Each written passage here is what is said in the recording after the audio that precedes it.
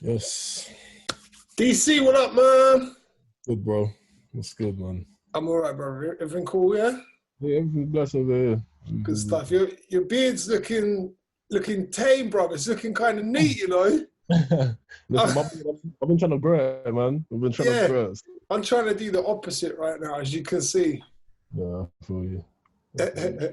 So, mate, how's the year been for you? We're in June now. It's crazy. Like 2020's been, bro. I don't even know how to describe it. But how's it been on your side of things? 2020, it's been a bit crazy, to be fair. There's been a lot that's happened in like the first 6 months. So, yeah, it's been all right, to be fair. Do you know what? If I'm speaking about a lockdown, I've been calm. I don't go out much anyways, innit? So It's not been like a mad drastic change. Yeah. But yeah, it's been all right, man. It's not been too bad. At the start of the year, did you have any are you the type to set out plans for the year? And so because what I have like a mood board that I start the year with. So I set all my goals out on this board. And then as I go, I cross them out and stuff. But obviously, I've put it in the bin for this year. But how do you strategize and stuff? Are you the type to make plans for the year, or do you just kind of take it as it goes? It's a bit. I do a bit of both. So I set goals. Not necessarily a plan, but I set a goal. Maybe I want to achieve a certain number of Spotify listeners or whatever. And I just take it as it comes as well. But we're just having that goal at the back of my mind.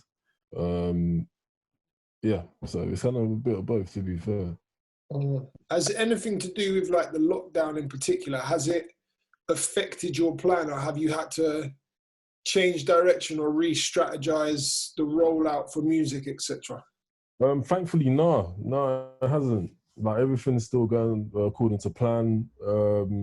And yeah, like it's funny how it actually hasn't affected much, to be fair. Apart from maybe my studio, or maybe I wasn't able to do that. But really and truly, no, it's been pretty alright. Have you been able to record at all? Like, have you got a home setup or? No. Oh, that must be. I can't imagine the pain that must cause. Like, as a creative, it's calm, because I write most of my stuff at home and then take it to the studio. Do you get me? Okay. So it's just giving me more time to write at home, really and truly. Yeah. Do you find when it comes to writing stuff, is it like, do you have a place at home that you just sit and write, or does your environment help inspire you in terms of writing your music? It's just been my room, really. My room's I'm most comfortable probably in it. So definitely I've written probably all of my music in my room. Do you get me? Yeah. Do you find instrumentals and then write to it, or do you just write lyrics and then find beats to go with it? How do you do that? It depends. If I hear a beat that I like, I'll start freestyling over it, whatever, and then start writing something. But more time, recently anyways, I just write. Do you get me? So I just start writing the beat in my head or a certain tempo in my head, and then I take those bars to a producer, and we around the lyrics. Do you get me? So that way it's tailored to the lyrics. Do you get what I'm saying? Yeah. So unique that way.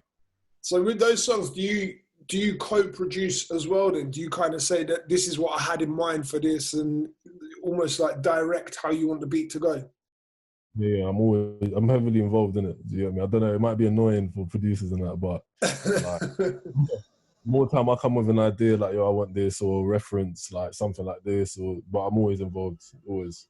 Yeah, I imagine probably for producers that's probably a good thing, rather than have a rapper just come up and be like, I want something, but I don't know what I want. And then be like, right, that could be anything. So it's probably a good thing for them. Yeah, you got to find a balance in it, because like it's a good thing, but you can overdo it sometimes, because it's like you got to let people do their thing as well. Yeah. You just got to find a balance, but yeah, it definitely helps. Definitely. Have you got producers have you got close producers that you always work with, or do you kind of just work with whoever's got hot beats? I like to work with a certain type of producer. Maybe if I see potential, if I hear one of their other beats and I'm like, oh, you could potentially make a madness with me. I look at it like that. I don't work with loads of producers, but I have in the past. Right. You get me? I'm open to it. I'm definitely not against it. Mm-hmm. So the new one, Neighbourhood, absolute monster of a record, bro. Appreciate it, man. Like there's certain songs, you know, when you press play, I get sent so much music that it's like, I know usually within about the first 20 seconds of hearing a song if I'm gonna fuck with it or not, if I'm gonna use it, if I'm gonna play it, etc. Like, and this one I think I knew after about 5 seconds. I pressed play, I'm like, yeah, I'm on this one, definitely, man. So tell me about the process of making Neighbourhood. Neighbourhood, I made it over a year ago. Me and TSB. Okay. The process was literally what I just explained. So I had been writing at home. Mm-hmm. I don't even know if I wrote to a beat. I'm not too sure. Maybe I got sent a beat and I was just writing to it, but I knew that that beat wasn't for these lyrics. Do you know what I'm saying? Mm-hmm. So I took it to TSB and then we built the beat. And then I just finished the songs, you get what I'm saying? But in terms of like, that was the process really, do you get me? Yeah. That was really, yeah. So had you finished it a year ago? Yeah, I've finished it since over a year now, yeah. Right, knowing that you're sat on a song as sick as that, how difficult was it for you to not just be like, look what I've done, boom, just push it out. Like, listen to me, everyone, listen. That must have been hard work, bro. Listen, it's like it was harder for me. I think it was harder for TSB, right? Because he loved the song, innit, and he was just like, he was always posting it on his story, always posted on his page. You know what I'm saying? Like a year ago, and he was on to me like, "Yo, when's this coming out?" For me, it was like, it was hard, but I was able to like keep it under wraps. Like, you know what? I don't really want a lot of people to hear this right now. But yeah, man, no, it's hard to sit on music that you think is sick, man. Especially for a year. That's a long time. Bro, and especially like the way that the industry moves and the way that the trends and the waves come and go, especially like right now, I feel like UK rap is the hottest it's ever been.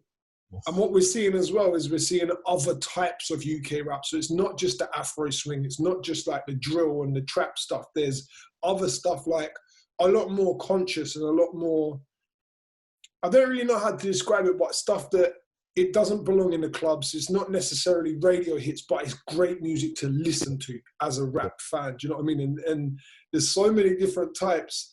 Bro, I can't imagine having to sit on that sort of stuff for that long. Are you sat on anything else? Have you got like... I've got loads of music still. I've got loads of music. And it's sick as well. You get me? So just can't wait to drop it. You know what I mean? So what's the label situation? Are you signed? Yeah, I'm signed. Who are you signed to? Virgin EMI. Okay, right. Okay, so that's a good camp to be with, man. They've birthed some superstars. Yeah, they have. So amazing. How long have you been signed for? I got signed in 2018, summer 2018. Right. Okay. So I guess because I was going to ask you about because when I was looking through your YouTube as well, there's a lot of material from the past, and then like there's like a year's gap between uploading stuff. And obviously now, knowing now that you made this song a year ago, what was with the year gap? I think I just needed to take time to kind of understand like what kind of artist I was trying to be. Do you get what I'm saying? I felt like, do you get me? Like last year, I kind of fell out of love with music, innit? Right. Do you feel me? So I wrote neighborhood out of a place of like just being real, innit? Do you get me? That's because my mood at the time was like kind of like down. Do you get me?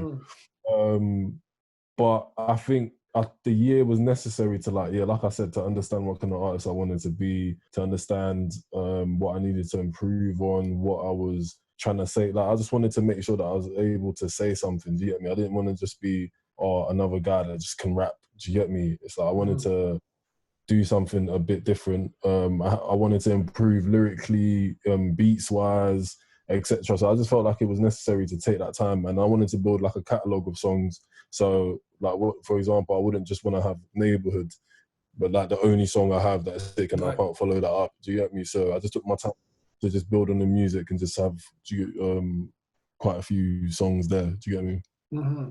Is it building towards a project? Like, are these songs that you're going to group together and put out maybe a mixtape or an album, or what's the strategy? Yeah, I'm working on a project, and it's almost finished, to be fair.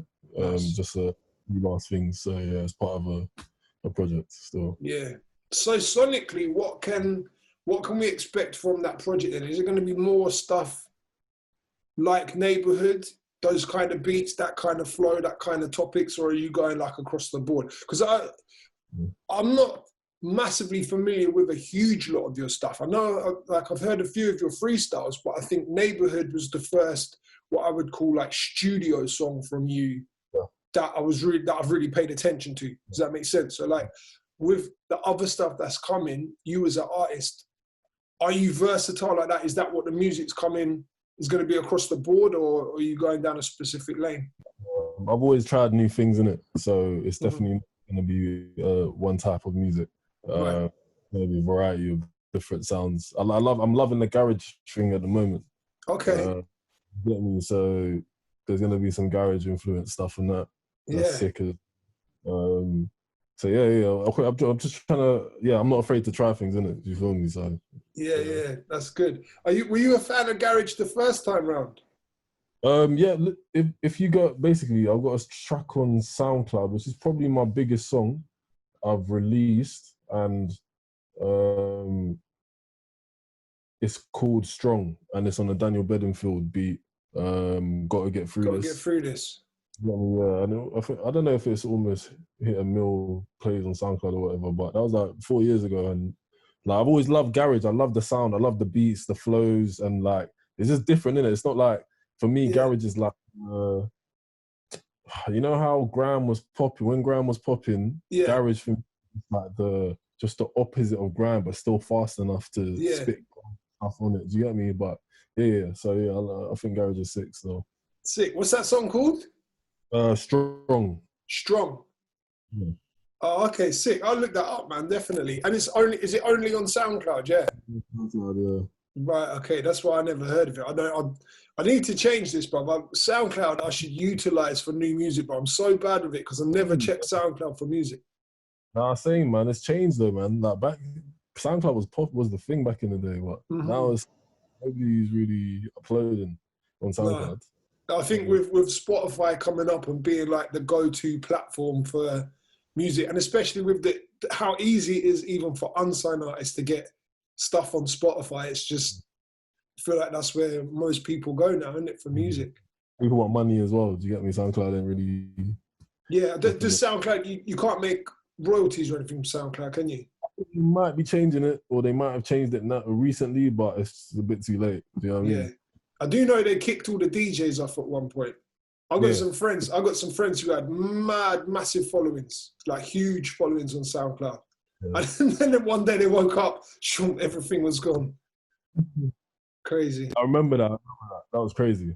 Put a lot of DJs got put in the bin that day, man. It was sad times for them. They had to start again. Mad. So so like, what's the rest of summer looking like for you? Do you have a plan? Because most of us don't even have a plan. We don't know what summer's looking like. Yeah.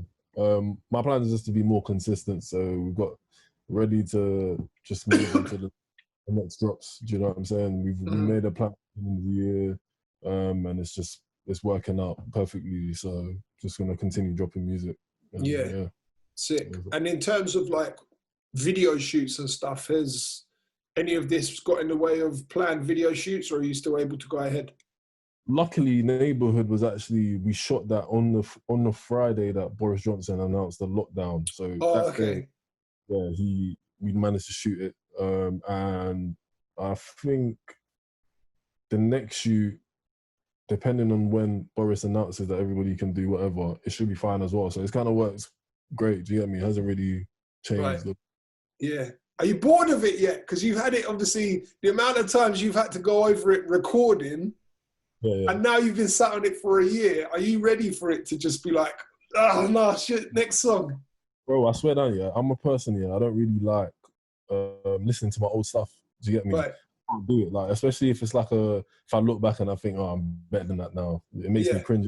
But Neighbourhood, the weird thing about that is before it came out, I must have listened to it like 1,000,000 times. Right. Do you get me? And then now that since it's come out, I've listened to it like another 1,000,000 times, and I can't get bored of it. And that's obviously a good sign. Do you get me? So yeah, I love it, man. I can't, you get me? I'll play it forever. Yeah, no, that's sick though, bro. Like I know, like from speaking with a lot of the artists in the UK scene, or like from abroad as well, a lot of the best artists I've spoken to, they fuck with their own music. Giggs is a great example. I remember speaking with Giggs about it, and he's like, I listen to my own stuff. Like I'll make an album and I'll play it, or I'll be studio, and before the album's out, that's all I listen to is my own stuff. Like it's amazing, bro. So no, it's I think it's a good thing. The fact that you're bumping it so hard to yourself, that's not a bad thing at all, man. Sick. So, bro, this is sick, man. Have you got any idea of when the project's due to drop, or? I'll say summer. Maybe end of summer. Okay. Yeah, I'll say around then. Definitely. We don't know when that. We're still waiting for summer to begin. Yeah, let's say end of summer, innit? Yeah, sick. All right. Well, listen. When it drops, I'm gonna have like a proper listen through, and then if the lockdown's over, let's sit down properly, face to face, and take it apart, man. If not, we'll just jump back on Zoom, innit? But definitely. Either way, let's chop up and have a good listen through the album properly. Love, my guy. Thank you. Sick. DC, bro. Thanks for joining me, man. Thank you for having me, man. Honestly. Take it easy, brother.